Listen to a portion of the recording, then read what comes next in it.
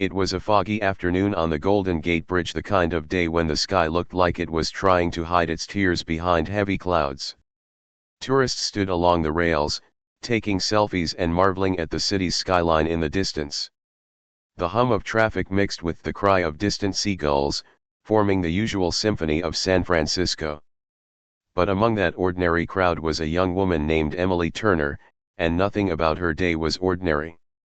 Emily was 26, a nurse who had spent the last few years fighting to save others while losing the battle within herself. Her father's death had left a wound she never truly healed from, and her nights were filled with exhaustion and guilt. The endless hours at the hospital, the constant pressure, and the loneliness had slowly worn her down. That afternoon, she walked across the bridge, not for the view, but for an escape. Her heart was heavy, her thoughts darker than the clouds above. She leaned against the cold metal railing, watching the waves crash hundreds of feet below. The world around her blurred, cars, people, sound, everything faded. She whispered to herself, "I just want the pain to stop." The words vanished into the wind. No one heard them. Or so she thought. A few feet away, a family was taking pictures. Their little boy, maybe 5 or 6 years old, held a bright red balloon. The boy laughed as the balloon tugged at its string, trying to escape. In that same moment, a sudden gust of wind swept across the bridge. The string slipped through his fingers, and the balloon soared into the sky, drifting directly toward Emily. Something about that floating balloon caught her attention. Maybe it was the color so vibrant against the gray clouds, or maybe it was the innocence it carried. Her eyes followed it as it danced in the air, rising, twisting, then dipping lower. She turned her head slightly, almost forgetting why she was there. And in that tiny second, fate intervened. Behind her, a cyclist was coming fast, a man in his 30s named Jake Nolan, who rode the bridge every day as part of his healing routine. Just a year ago, Jake had lost his younger sister to suicide. He never stopped blaming himself. That day, he wasn't supposed to take that route. He'd missed his usual morning ride, so he came later than usual, the exact moment Emily stepped to the edge. As the balloon drifted between them, Jake's tire hit a loose bolt on the bridge. He swerved violently, crashing into the railing just feet from Emily. The sound of metal scraping and his shout startled her so badly she instinctively stepped back from the edge. Her breath caught. Her heart pounded. Jake groaned, clutching his side, but when he looked up, he saw her standing there, eyes full of tears, body trembling. Something clicked inside him. He saw the same pain that once haunted his sister's eyes. Slowly, he approached her, wincing from the fall, and said gently, "Hey, are you okay?" It wasn't the words themselves, it was how he said them. With concern, not judgment. With warmth, not pity. And that was enough to make Emily break. She nodded, but her tears flowed freely. Jake stayed with her, quietly leaning his damaged bike against the railing. He didn't press her with questions or preach. He simply stayed, a stranger who refused to walk away. For over an hour, they talked. She told him everything about her father, the endless nights at the hospital, and how she felt invisible. Jake listened, occasionally nodding, his own eyes glistening as he shared his story. He told her how his sister had once stood where she stood, and how he wished someone had been there for her. By the time the sun peeked through the clouds, Emily felt something she hadn't felt in months: connection. That day didn't erase her pain, but it gave her a reason to keep going. A few weeks later, Emily and Jake met again. This time, not by accident. They decided to volunteer together for a local mental health awareness group. What started as a random encounter became a friendship, then a mission. They began organizing community walks, talking openly about depression and grief. Months later, a photographer captured an image that would go viral: a red balloon floating over the bridge, sunlight breaking through the fog behind it. The caption read, "1 second can change everything." The image spread across social media, shared thousands of times. No one knew who the people behind the story were, but the message resonated with millions. For Emily and Jake, it was never about fame. It was about that small moment, the balloon, the crash, the question that changed two lives forever. Sometimes, unbelievable moments don't come from miracles or magic. They come from coincidences that feel too perfect to explain. And that's the beauty of life. The smallest, most ordinary second can become the most extraordinary one you'll ever live. The wind howled across the icy coast of Alaska, carrying snow that stung like needles. The sea, dark and merciless, crashed against the edges of Kachemak Bay as if trying to swallow the world whole. In the midst of that frozen wilderness stood a small fishing boat called Aurora Dawn, crewed by 5 men who knew these waters like the lines on their hands. Among them was Tom Reyes, a quiet, broad-shouldered fisherman who had spent most of his life chasing storms for a living. Tom wasn't the kind to talk much.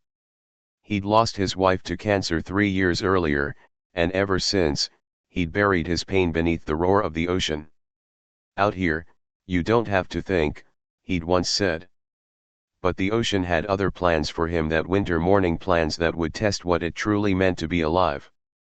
The sun had barely risen when the Aurora Dawn set sail, its wooden hull creaking under the pressure of the ice-coated waves. The men were in good spirits, laughing and tossing lines, unaware that beneath the calm surface, a sheet of hidden ice waited like a trap. By mid-morning, the weather shifted. The wind picked up, turning the water into a battlefield of whitecaps. Then came the sound no sailor ever wants to hear, a deep, echoing crack beneath the hull. In seconds, the boat lurched sideways. A jagged piece of ice had ripped through the bottom. The freezing ocean flooded in with brutal speed. "Everyone out! Grab the jackets," yelled the captain, his voice nearly lost in the storm. The men scrambled for safety, slipping and shouting as the deck tilted. Tom's best friend, Charlie Peterson, was below deck, securing gear. When the boat struck, a crate of tools toppled onto him, pinning his leg. "Tom," he screamed, his voice echoing through the narrow cabin. Without hesitation, Tom threw off his gloves and dove down the ladder. The water was already waist-deep black, freezing, and rising fast. He could barely see, but he could hear Charlie gasping for breath. Tom plunged into the water, his body instantly going numb. The shock of the cold was unbearable, like knives stabbing into his skin, but he kept moving. He found Charlie trapped beneath a wooden crate wedged between 2 steel bars. "Hold on, I got you," Tom shouted through chattering teeth. His fingers, stiff and blue, fumbled with the crate. It wouldn't budge. The water climbed higher, reaching their chests. "Tom, get out!" Charlie cried. "You'll die here." Tom didn't answer. Instead, he dove under the water, grabbed his knife, and began sawing through a rope holding the crate in place. His lungs screamed for air. His hands shook so badly he could barely grip the blade. But somehow, he cut through. The crate loosened just enough. He pushed with everything he had left. The crate slid free, and Charlie's leg came loose. Tom grabbed him under the arms and forced him toward the stairs. They burst out onto the deck, gasping, just as the rest of the crew jumped into a lifeboat. The captain reached out, yelling, "Come on, move." The 2 men leapt, landing hard in the small rescue craft. Seconds later, the Aurora Dawn disappeared beneath the waves, swallowed whole by the sea that had once been their home. The rescue boat drifted for nearly an hour before the Coast Guard found them. By then, Tom was barely conscious, his skin pale as snow. The doctors later said the temperature of the water was so low that no one should have survived more than 5 minutes. Tom had been under for nearly 8. When he finally woke in the hospital, Charlie was sitting beside him, his leg in a cast and tears in his eyes. "You're insane, you know that," he said, trying to smile. Tom managed a weak laugh. "You'd have done the same." Charlie shook his head. "No, man. You saved my life. Twice. Word of the rescue spread through the small Alaskan town, and soon the story made national news. Reporters called Tom a hero, but he refused the title. In an interview weeks later, when asked what drove him to risk everything, his answer stunned everyone. I didn't rescue him. He rescued me. I was lost before that day. Now I know why I'm still here. He explained that saving Charlie had given his life meaning again, something he hadn't felt since losing his wife. The bond between them became unbreakable, forged not just by friendship, but by survival. Every year after that, Tom and Charlie returned to Kachemak Bay not to fish, but to throw a single wreath into the ocean. It was their tribute to the Aurora Dawn, and to the second chance they were never supposed to have. Sometimes the most unbelievable moments are not about luck, they're about love, courage, and the human spirit refusing to give up even when the world turns to ice. The sun beat down on the dusty plains of northern India, where the air shimmered like glass and the tracks of the local railway stretched endlessly into the horizon. For most villagers, the sound of the train was just part of life, a daily reminder of movement, of connection to the world beyond the fields. But for 12-year-old Arav Mehta, that sound meant something different. To him, it was magic, a symbol of hope, curiosity, and the world he dreamed of exploring someday. Arav lived in a small village near Valsad, where the roads were rough, electricity flickered on and off, and school was often a long walk through heat and dust. His family was poor but proud. His father worked at the local grain mill, his mother sold vegetables, and Arav, the eldest of three, carried an old red schoolbag that had seen better days. He wasn't the best student, but he was curious about everything. He loved fixing things, especially broken radios and bicycles. If something's not working, he would say, it just needs a little courage and time. That phrase would soon define him. It was a scorching afternoon in June. Arav was walking home from school, kicking up dust with his worn sandals, when he heard a strange metallic noise in the distance, a scraping, screeching sound coming from the railway track that cut across the fields. At first, he thought it was just another train passing by, but the sound was off. Too harsh. Too wrong. He followed the noise until he reached the bend near the old banyan tree. What he saw made his heart stop. A section of the steel rail had come loose after the previous night's storm. It wasn't much, just a gap of a few inches, but to a speeding train, that gap could mean disaster. Arav froze for a second, his mind racing. Then he heard it, the low rumble of an approaching train, growing louder by the second. He looked around desperately for help. There was no one. The station was miles away. He couldn't run fast enough to reach anyone in time. But he had one thing, his red school shirt. Without thinking twice, he tore it off, climbed onto the track, and began waving it frantically in the air. The sun blazed overhead, the metal burned beneath his feet, but he didn't stop. He waved and shouted with all his strength, hoping, praying that the driver would see him. The train, an express carrying nearly 800 passengers, roared closer. The engineer, Rajesh Nair, saw something red flashing ahead and immediately pulled the emergency brake. The massive train screeched, metal grinding against metal, sparks flying from the wheels as it slowed to a painful halt just a few feet before the damaged section of track. When the dust settled, passengers peered out from the windows, confused and alarmed. Arav stood trembling on the tracks, still holding the red shirt above his head. His arms ached. His face was streaked with sweat and dust, but his eyes were steady. The engineer jumped down from the train, ran toward him, and knelt beside the boy. "Why were you on the track?" he demanded. Arav simply pointed to the broken rail. The man followed his gaze, and when he saw the gap, his expression changed from anger to shock. If the train hadn't stopped, it would have derailed completely. Hundreds of lives, men, women, children, would have been gone in an instant. Within minutes, passengers surrounded Arav. Some cried. Some hugged him. One woman, carrying a baby, knelt down and pressed her forehead to his hand. "You saved us," she whispered. Arav just smiled shyly and said, "I only did what anyone should." News spread quickly through the nearby towns. By evening, reporters had arrived. The story of the boy in the red shirt became a sensation across India. Photos of him dusty, barefoot, holding that crimson shirt flooded the newspapers. When asked what gave him the courage to act, Arav's answer was simple. "My teacher once said, if you see something wrong and do nothing, that's the same as doing the wrong thing. So I just did what I could." A month later, Arav received India's National Bravery Award, presented by the president himself in a ceremony broadcast on television.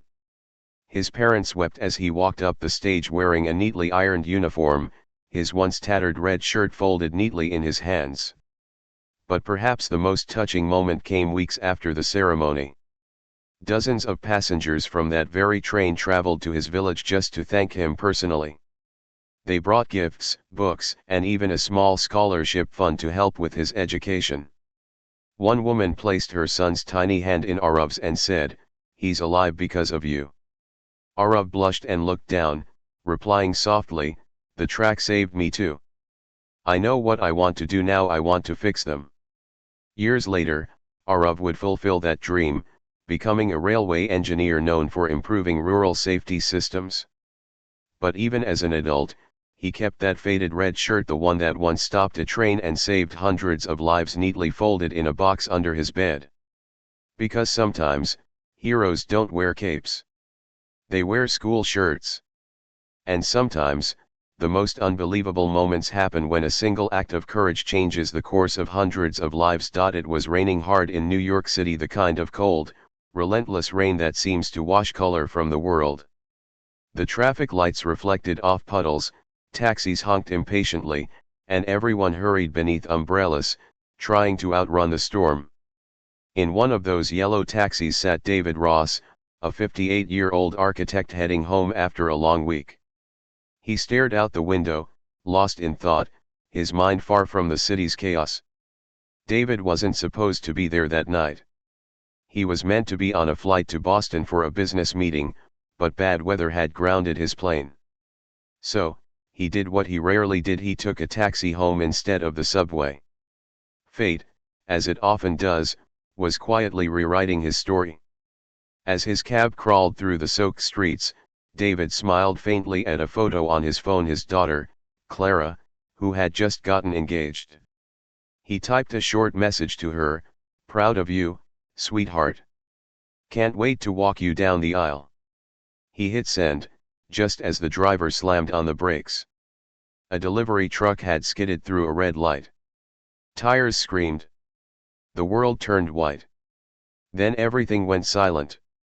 Across the city, at St. Mary's Children's Hospital, 10-year-old Ethan Cole lay in a hospital bed, his skin pale, his heart failing.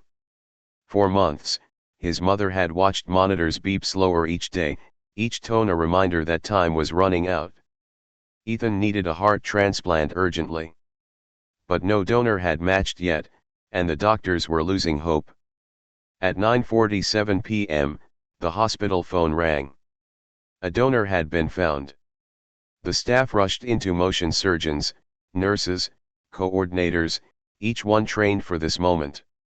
When Ethan's mother heard the news, she fell to her knees, sobbing, whispering, "Thank you, God. Thank you, whoever you are." What she didn't know was that the donor was David Ross, the man whose flight had been cancelled, whose taxi never made it home, and whose heart was still beating strong.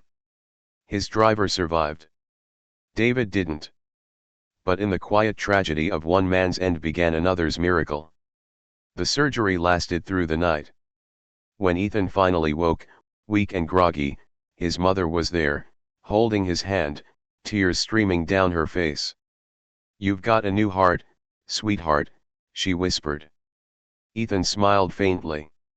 "Whose?" he asked. She only said, "Someone kind. Someone we'll thank every day." Weeks passed. Ethan grew stronger. His cheeks regained color, and he began walking the hospital halls, chatting with nurses, drawing pictures again. Life slowly returned to his small frame, powered by the heartbeat of a man he would never meet. Months later, Ethan's mother wrote a letter to the donor's family. "Dear Ross family, I don't know how to thank you. Your loss gave my son a second chance. Every beat of his heart is a reminder that love can exist even between strangers. We promise to honor David's gift for the rest of our lives." The Ross family never met the Coles, but they kept the letter framed on their mantle. Clara, David's daughter, read it every morning before work. It became her daily reminder that her father still lived, not just in memory, but in motion. Years rolled by. Ethan grew into a strong, determined young man.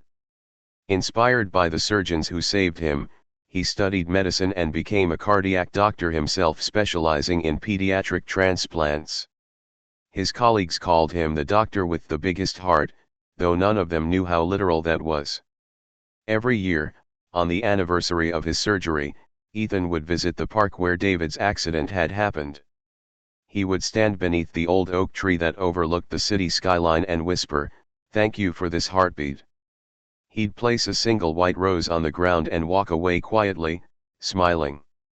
When he turned 28, Ethan received a letter from an unknown sender.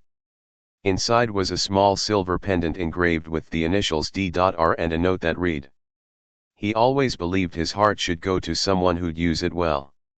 We think he'd be proud of you." It was from Clara Ross. She had found him after years of wondering what had become of the boy her father saved. They met in person soon after, not in sorrow, but in gratitude.